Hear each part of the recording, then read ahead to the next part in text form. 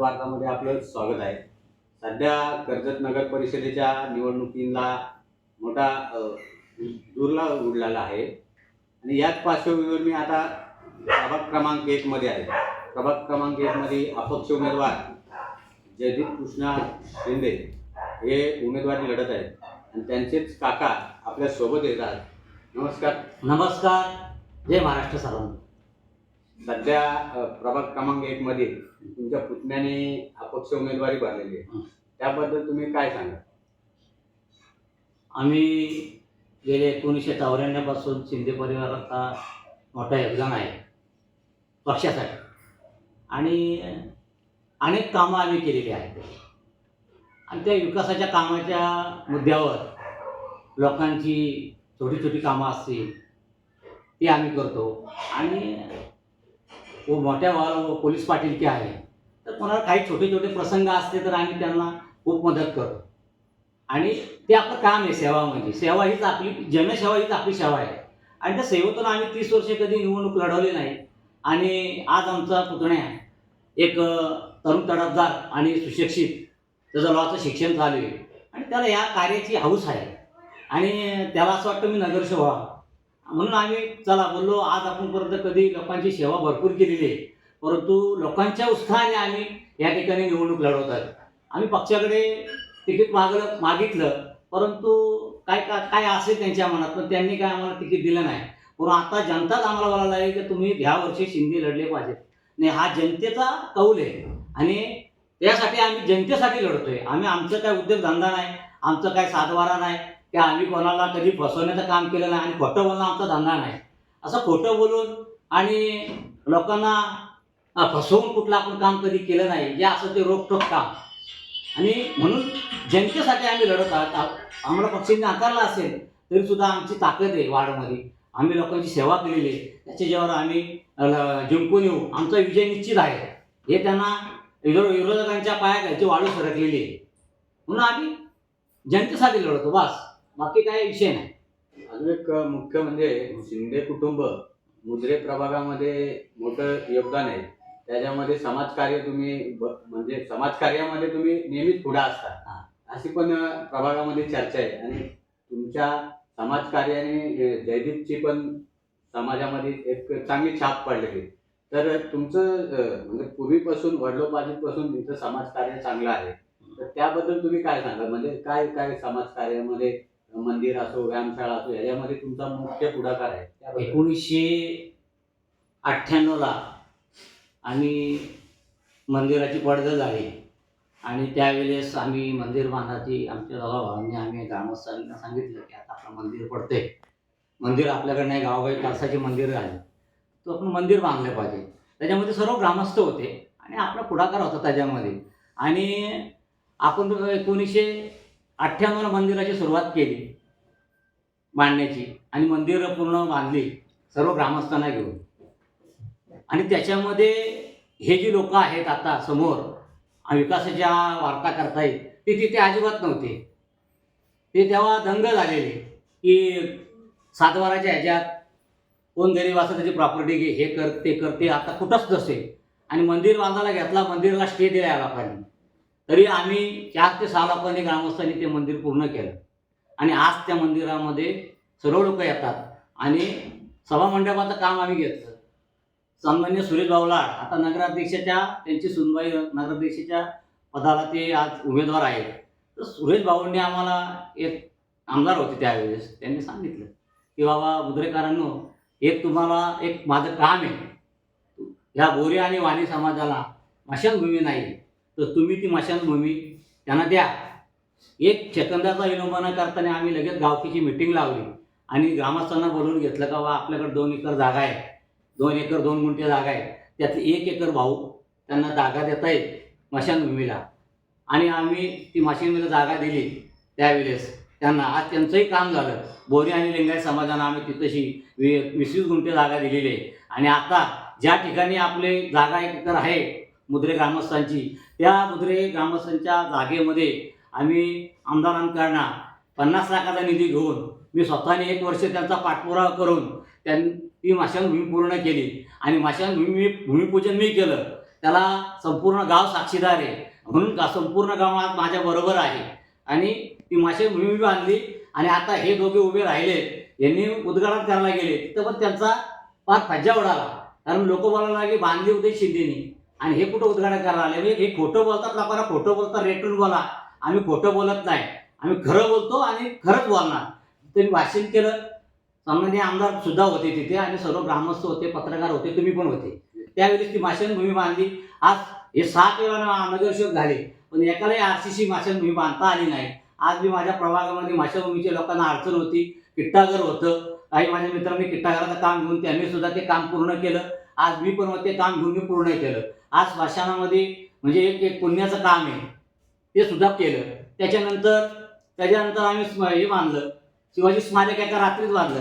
सर्व ग्रामस्थ माझ्या बरोबर होते आणि ग्रामस्थांना घेऊन मी ते बांधले. मी एकट्याने काही बांधले नाही, एकट्याने काहीच कुठलं काम होत नाही. ज्यावेळेस सर्व जनता आपल्याबरोबर असतील, ग्रामस्थ असतील, त्यावेळेस ते काम होतं. एका रात्री शिवस्मारक बांधलं, त्या ठिकाणी कचरा होता. त्या कचरा असताना ते कचऱ्याचे साम्राज्य गेलं आणि तिथं छत्रपती शिवाजी आपलं दैवत तिथं आपण उभं केलं. त्यानंतर त्याच्या अगोदर व्यायामशाळा लोकवर्गणीतनं केली. ती पण सर्व नाव घेऊन सांगतो मी, माझ्या चेडोबा क्रीडा मंडळाची सर्व पोरं होती. मग प्रमोद कराडे असतील, नंतर त्याच्यानंतर अनिल शिंदे असतील, शंकर मुसले असतील किंवा प्रशांत कराडे असतील, मंगेश गजमाल असतील, नंतर अशोक मोरे असेल, सर्व लोक होते. सर्व लोकांना घेऊन ती व्यायामशाळा बांधली. त्याचं कारण असं तर गावात व्यायामशाळा नव्हती. तरुणांना व्यायाम करायला हुतात्मामध्ये जायचं किंवा कोण जेवायला जायचं, कोण हनुमान मंदिरात जायचं, तर ती व्यायामशाळा पूर्णपणे आपण तिथं बांधली. आणि आज त्या व्यायामशाळेमध्ये परत खासदार निधीतून ती शाळा उभारण्यात आली आणि आरसीसी आजतकच्या चांगलं झालेलं आहे तिथं. तसंच त्याच्यामध्ये साहित्य सुद्धा आमदारांनी दिलेले आहे. आपलं महेंद्र तोरेने बोलल्याप्रमाणे जयदीप शिंदेनी त्याचा पाठपुरावा केला पूर्ण आणि ते 10 लाखाचं सामान तिथेशी आणून आज व्यायामशाळा आमची एकदम एक नंबरवर झालेली आहे.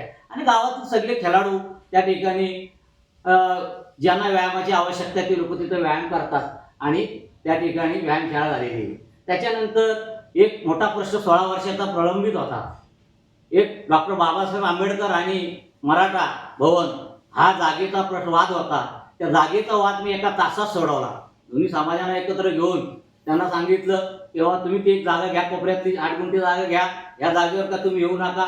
त्यांनी लोकांनी मागितले आणि त्या जागेमध्ये डालिंबकर असतील, खैरे असतील, तुम्हाला सांगतो युरेश्वर होते, सर्व बौद्ध समाजाचे एक प्रतिष्ठित व्यक्तींच्या समोर माझा भाऊ एक पोलीस पाटील होता आणि आम्ही त्यांच्याशी चर्चा केली आणि चर्चेत तो विषय सोडून आज डॉक्टर बाबासाहेब आंबेडकर भवन सुद्धा तिथेची सुरू आहे. मराठा भवनाला स्थानिक आमदारांनी 2 कोटी रुपयाचा निधी दिलेला आहे, पण त्याच्या कामाची सुरुवात अजून झाली नाही. ती पण पुढील 5 ह्या वर्षामध्ये होईल आणि हे चांगलं धार्मिक काम आम्ही तिथे केलेलं आहे. तसंच त्या ठिकाणी मुद्रेश्वर मंदिर बांधलं. मुद्रेश्वर मंदिराचा आम्ही श्री गणेश घातला. शरदजी आत्रे असतील, वसंतदादा मोदले होते आपलं आणि अनंत मोदले एक तर पुजारी होते. यांनी तिथे एक श्री गणेश मूर्ती बसवली आणि त्याचा तो पाया पूर्ण उभारी केला आणि त्या ठिकाणी आरसीसी मंदिर उभारण्यात आले. पोद्दारताई आणि जोजवाले यांनी ते मंदिराला 15 लाखाचा निधी दिला. संतोष पाटीलनी पण तिथं सहकार्य मोठा मोलाचा केलेला आहे. असं या जमावाच्या कामामध्ये नेहमीच आपलं त्या ठिकाणी योगदान असतं. जनतेचं काम केलं आणि जनतेनं गोळ्या औषधे दिल्या आणि काय किराणा दिला म्हणून का तो माणूस तिथेशी समाजसेवक होत नाही कधी. त्याच्या तो मोबदला घेतलेला आहे.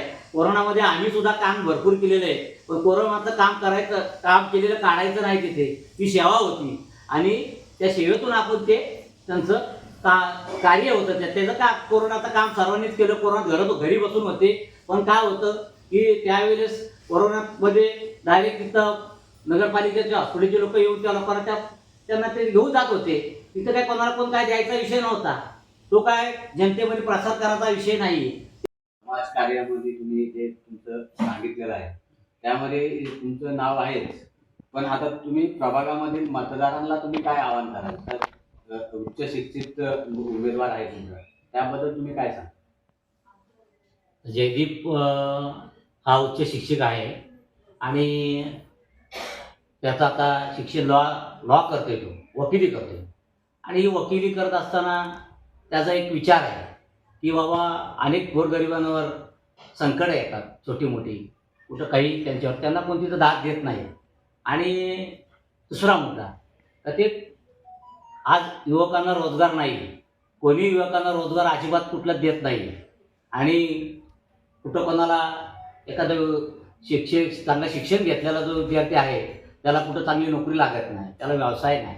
किंवा दुसरा मुद्दा असा की आज आमच्या इथं रिक्षा स्टँड आहे आणि वाढती लोकसंख्या आहे.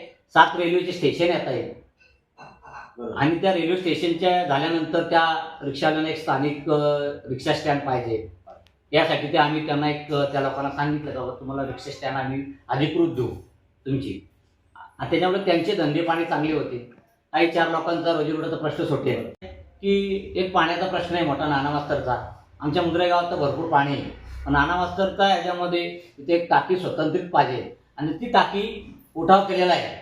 म्हणजे आज कैलाजी मोरे असतील त्यांच्या माध्यमातून तो सर्व कर्जत बहुजनांना पाण्याच्या टाक्या आणि ती पाण्याची स्कीम चालू आहे.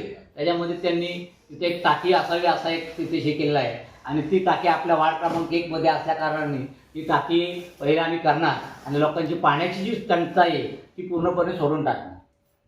तिसरा प्रश्न आहे की काही उच्च शिक्षण मुलं आहेत त्यांना त्यांच्या गरिबी असेल तर त्या लोकांना कुठून काय 4 पैसे मिळतील आणि त्यांना काही कुठं रोजगार उत्पन्न होईल त्या रोजगारावर आम्ही जास्त भर देणार आहे. आणि जी उरलेली कामं आहेत ती बरीचशी कामं वार्डमध्ये, कुठे रस्ते नाही आहेत, कुठे गटारांत तुंबलेले आहेत, कुठे काय हे झाले म्हणजे नादुरुस्ती जिथं काम आहे त्या ठिकाणी एक स्वच्छ गाव असं आणि स्वच्छ वार्ड क्रमांक 1 बनवणार आहे. ही एक आमची एक इच्छा आहे. वार्ड क्रमांक 1 मध्ये जे मतदार राजा आहे त्या मतदार राजांना तुम्ही काय आवाहन कराल? आम्ही नगरपालिकाची निवडणुका डिक्लेअर झाल्या त्यावेळेस आम्ही एक बॅनर लावले होते तर आता माघार नाही. जनतेच्या सेवेसाठी जनतेच्या विकासासाठी माघार नाही आज आम्ही ब्रीदवाक्य लिहिलं आहे आणि ते आम्ही त्या जनतेसाठी पूर्ण केलेलं आहे. जी काही कामं वार्डमध्ये राहिलेली असतील ती कामं आम्ही पूर्ण करू आणि मतदार राजा आम्हाला एक त्यांनी संधी द्यावी. तर अपक्ष जरी असलो तरी अपक्षाची ताकद पण एक असते, त्याला पक्षाचं बंधन नसतं, पण ते आम्ही त्याला जनतेची सेवा करत असताना आम्हाला कोणत्याही नेत्याची व कोणत्याही एखाद्या वरच्या नेत्याची आम्हाला तिथं अडचण नसेल. कुठं आम्हाला सत्तेत असो नसो तरी आम्ही जनतेसाठी सतत भांडत राहू आणि जी लोकांची समस्या राहिलेली आहे, कोणाची पार्किंगची समस्या आहे, कोणाची रस्त्याची समस्या आहे, कोणाची ड्रेनेज जायची आता काही ठिकाणी अडथळा झालेला आहे, तिथं बरेचसे असे प्रश्न आहेत ते आम्ही पूर्ण करू. पण जनतेने आम्हाला आपलं बहुमूल्य मत देऊन प्रचंड बहुमताने विजय करावी. विजय ते जनतेने आम्हाला हातात दिल्याचे समोरील दोन्ही उमेदवारांचे पायाखालची वाळू सरकलेली आहे. असं सुशिक्षित मतदार आहे. हा सुशिक्षित मतदाराला माहिती आहे काही शिकलेला लॉ करत असलेला एक तरुण तडफदार उमेदवार आहे, त्यालाच आम्ही आता निवडून देणार आणि बदल हा घडवणार. सारखे तेच लोक म्हणतात चालले तिकडून आलटी पलटी निवडणूक लढतात, परंतु आता जगदीश शिंदेच्या रूपाने आम्ही एक नवीन नगरसेवक देऊ अशा लोकांनी शब्द दिलेला आहे आम्हाला आणि तो शब्द दिला त्यांनी आम्हाला निवडून दिल्यानंतर आम्ही त्या प्रभागाचा पूर्ण कायापालट करू. जय हिंद, जय महाराष्ट्र. हे होते उदय शिंदे. हे रोखोक बोलण्यामध्ये हुशार आहेत आणि जो बोलतात ते करून दाखवतात.